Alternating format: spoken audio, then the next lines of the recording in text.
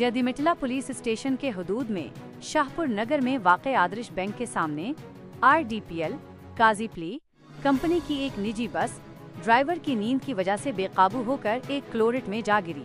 इस हादसे में एक 2 पहिया गाड़ी के सवार को जख्म आए हैं और उन्हें अस्पताल मुंतकिल कर दिया गया है।